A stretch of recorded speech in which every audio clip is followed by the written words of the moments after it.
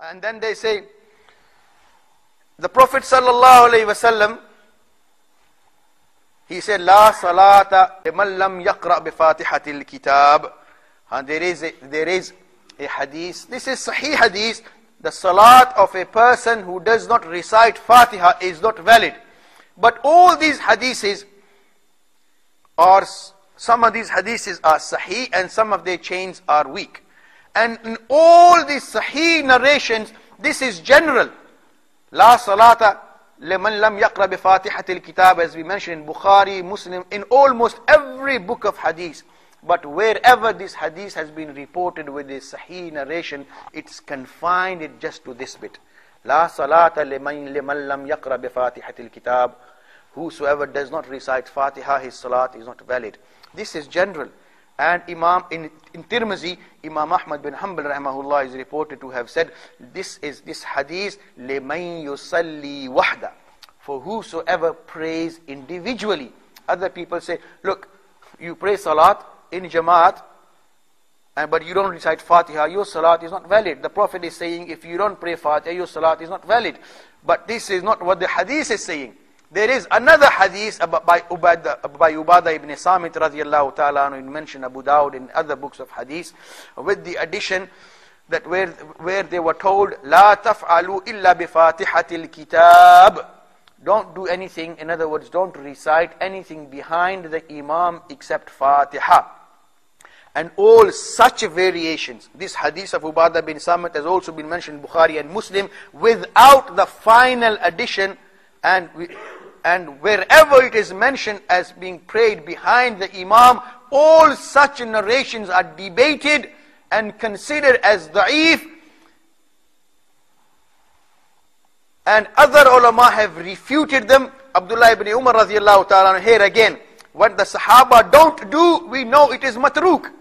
Abdullah bin Umar radiyallahu ta'ala did not used to recite Fatiha behind the Imam. Umar radiyallahu ta'ala used to get angry at people who used to recite behind the Imam. Ali radiyallahu ta'ala did not used to recite behind the Imam. And in Muwatta Imam Malik, there is a hadith by Jabir bin Abdullah. Jabir bin Abdullah, again in Tazkiratul Hufaz, Allama Shamsuddin Zahabi rahimahullah has written, he was the Grand Mufti of Medina. He participated in the Battle of Badr, and he embraced Islam when the Prophet ﷺ was still in Mecca, and he met the people in Mina when the people gave the Prophet ﷺ their allegiance. So he had embraced Islam before Hijrah.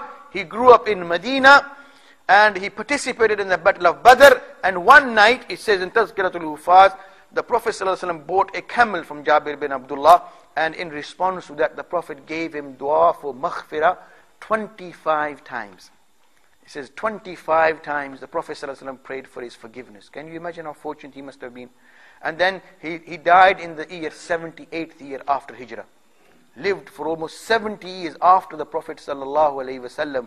And in that time, there were many great scholars in Medina, many among Sahaba, many amongst Tabi'een, and he remained the big Mufti of Medina.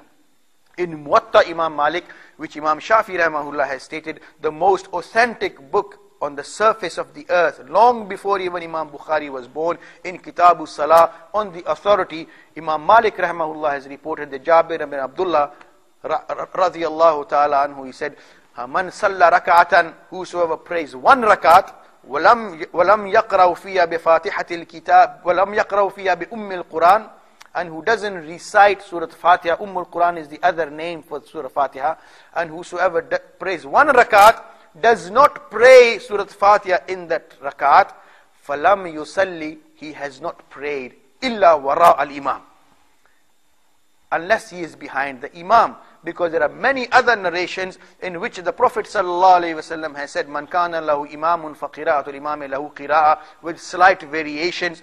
Whosoever prays behind the Imam, then the recitation of the Imam is sufficient. Or the Imam is sufficient for you to recite. If you have an Imam, recitation of the Imam is sufficient. So this big Mufti of Medina, in the presence of many Sahaba and Tabi'eens, he would give the fatwa, when you are with the Imam, then you don't have to pray Fatiha. And that hadith of Ubadah ibn Samit radiallahu ta'ala, in which he is reported to have said, that hadith has been reported with the addition of praying behind the Imam by Muhammad bin Ishaq, who is regarded as one of the most prolific liars. He has written a seerah of the Prophet ﷺ, and ulama say when it comes to seerah, historical events, there is no problem. And the Prophet ﷺ, in a hadith reported by Imam Bukhari, the Prophet is reported to have said, "Ballighu anni walau ayah," convey on my behalf, even though it may be one thing. وَحَدِّثُوا عَنْ بَنِي إِسْرَائِيلَ وَلَا حَرَجٍ. There is no problem, even from the people of the book, quote from them, no problem. Now this quoting from the people of the book, in other words, Christians and Jews, what sort of things have Muslims accepted from the Christians and Jews? Historical events of the past, no ahkam. So similarly, from Muhammad bin Ishaq, if Muslims can accept the narrations of Jews and Christians, this is a hadith in Bukhari, حَدِّثُوا عَنْ بَنِي إِسْرَائِيلَ وَلَا حَرَجٍ. If Muslims can accept historical events from Christians and Jews, then what's wrong with accepting historical events from Muhammad bin Ishaq? So hence he's written a book of seerah, and those historical events, no problem. But when it comes to hadiths regarding ahkam, the ulama, the muhaddisun, they say he was a prolific liar, and his hadiths are simply not acceptable. And in his narration of the variation, his version of this hadith, he says, "La taf'alu illa bi Fatihatil Kitab." Don't do anything behind the Imam except recitation of Surah Fatiha. Now when we analyze just this statement, if there are any English teachers or people who've done degrees in English or who are good in English language, if somebody says to somebody, or if a father says to his son, "Son, after school come straight home." Because previously in this hadith and in other hadiths, the Prophet ﷺ has given divided responsibilities. وَإِذَا قَرَأَ Imam, you follow him. When he makes takbir, you make takbir. When he goes into ruku, you go into ruku. When he recites, you remain silent. So the Prophet has told the Imam to recite and the Muqtadi to remain silent. So in other words, remain silent. وَلَا تَفْعَلُوا إِلَّا بِفَاتِحَةِ الْكِتَابِ. And don't do anything except recitation of Fatiha. So you can, a similar example, if you can think, a father saying to his son, "Son, when you after school, come straight home. Don't go anywhere except the sweet shop." Children love going to a sweet shop. You can't go to your friend's house, you can't go out to play in the park. After school, come straight home. Don't go anywhere except the sweet shop. Give them 50 pence. If you want to buy yourself some sweet, here's the money. Now, is he telling the son to go to the sweet shop? What's he saying? If you want, you can go. He would really like him to come straight home, but if you really want to go somewhere, the only place you can go is the sweet shop. Son, listen to it again. Son, come straight home. Don't go anywhere except the sweet shop. So ideally, he would like him to do what? Come straight home. But being a child, if he wants to go somewhere, he's given him a little bit of money, go to the sweet shop. So the most that you can derive, it is permissible for him to go to the sweet shop, but better if he comes straight home.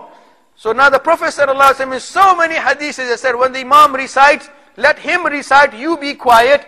And if this hadith was true, then the most you can derive is لا تفعلوا إلا بفاتحة الكتاب. If you really do want to recite, then there's permission, but not wujub. If it had been wujub, then the Prophet would say, recite Fatiha. But he is not reported to have said that. He said, لا تفعلوا إلا بفاتحة الكتاب. So when you have a negation, when you have a nahi with an exception, the most that can be derived is permissibility, not wujub. So when Imam Abu Hanifa rahimahullah, for example, he says, in light of the hadith, if you pray behind the Imam, man kana lahu imamun fa qira'atul imam lahu qira'ah, and then the recitation of the Imam is sufficient for the muqtadi as well. People say, but look, it says in hadith, la salata illa bi fatihatil kitab, without presenting the total and the complete picture. Isn't that deception? You're not going against the hadith of the Prophet ﷺ. You are going in line and in accordance with the established practice, what was practiced in the time of the Prophet ﷺ, and by Sahaba and Tabi'in, and by far the majority of the Ummah.